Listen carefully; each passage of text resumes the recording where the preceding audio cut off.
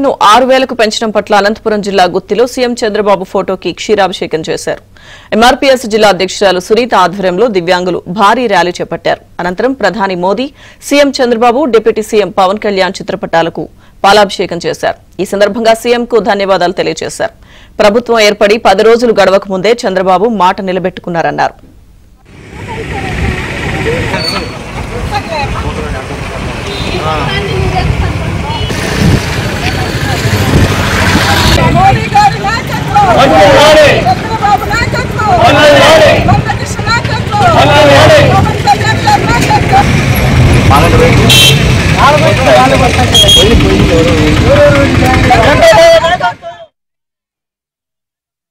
నారా చంద్రబాబు నాయుడుకి ఎన్డీఏ కుటుంబంలో వికలాంగులకు 6000 పెన్షన్ పెంచినందుకు కృతజ్ఞతగా ఈరోజు ఎన్డీఏ కుటుంబ అభ్యర్థులందరికీ మేము పాలాభిషేకం చేయడం జరిగింది.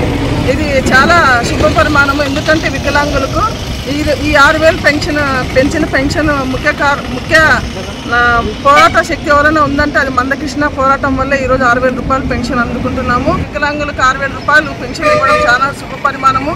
మేము అతనికి ఎంతో చంద్రబాబు నాయుడు గారు చాలా రుణపడి ఉంటాము.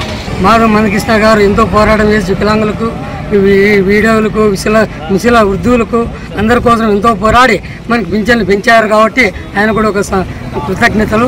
మన చంద్రబాబు నాయుడు కూడా మనం పైన అడిగిన వెంటనే సహకరించి మనకి పింఛన్లు పెంచాడు. ఇప్పుడు ఎంతో సహాయం చేశాడు. ఇంతవరకు ఎవరు మనకి ఇంత చేయలేదు. వికలాంగులు కూడా 6000 చేయలేదు కాబట్టి ఎంతో అడిగాము, అయినా కూడా ఇవ్వలేదు. ఈరోజు చంద్రబాబు అడుగుతాను వెంటనే వికలాంగులకి, ప్రతి ఒక్క వికలాంగులకి 6000 పింఛన్ ఇస్తానని, పూర్తి మంచం మీద ఉన్న వాళ్ళకి 15000 ఇస్తానని, పూర్తి బుద్ధి మాధ్యమం పిల్లవాళ్ళకి 100% ఉంటే 10,000 ఇస్తానని ఆయన ఎంతో సహకారంగా చెప్పాడు. కాబట్టి మనం జై చంద్రబాబు నాయుడుకి కృతజ్ఞతలు చెప్పుకుంటున్నాం.